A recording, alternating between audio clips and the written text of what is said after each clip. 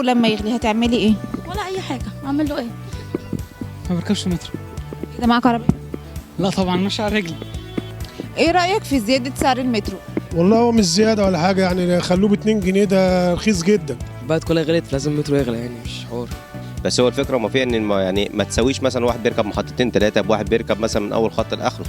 لا ما شفتوش بصراحه لما زاد الضعف، بس في ناس كتيره المترو ده حاجه اساسيه في حياتهم، هيعمل لهم مشكله يعني وازمه بعدين.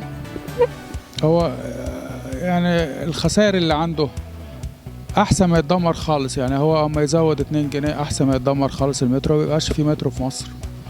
عادي يعني، اشمعنى هو اللي مش هيغلى مثلا؟ دي ارخص حاجه، والله ارخص حاجه. ده كان زمان الاتوبيسات مثلا كنتوا لسه ما اتولدتوش، كان بالمسافات.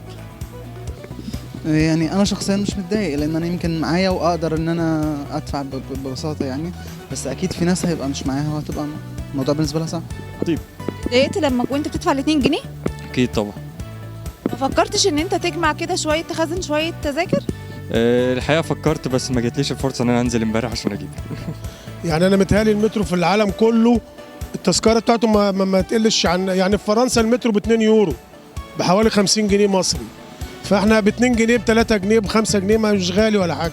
طب ليه فكرت انت تستبدل المواصلة دي بمواصلات تانية؟ بركب مواصلات تاني الاتوبيس ب 2 جنيه ونص. والله انا شايف الناس بتتكلم ان زياده، ما هي كل حاجه بتزيد. وبعدين المترو انت لو حضرتك بصيتي للتوك توك اللي انا بشوفه في الشارع، لو حطيت رجلك في اي توك توك دلوقتي ب5 جنيه، فايه يعني المشكله ان التذكره تبقى ب2 جنيه؟ طب ما الاصل على حسب الزياده دي هتفيد ولا مش هتفيد. لو هتفيد ماشي موافقين، بس الزياده دي تبقى على الفاضي كده حرام يعني. بصي، هو الاسعار زادت، فاكيد مش هيسيبوا المترو هو اللي مش هيزودوا اسعاره يعني. رسالتك للمترو؟ والله ارحموا الناس شويه، مش اكتر من كده، المسؤولين بالذات يعني ارحموا الناس، لان الناس بجد تعبت جدا جدا جدا. يعني يا ريت في الافضل، يعني هو احسن وسيله لمصر، ويا ريت يعني يطور من نفسه.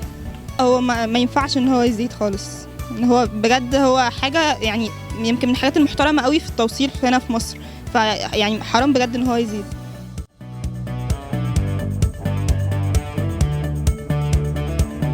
ده كان زمان اغلى من كده بكتير. ده كان اغلى من كده بكتير، حاجات ما شفتوهاش انتوا. بيقولوا مصر كانت بتصدر فلوس وترجع فلوس وتجيب فلوس. كانوا زمان بيقولوا قبل 52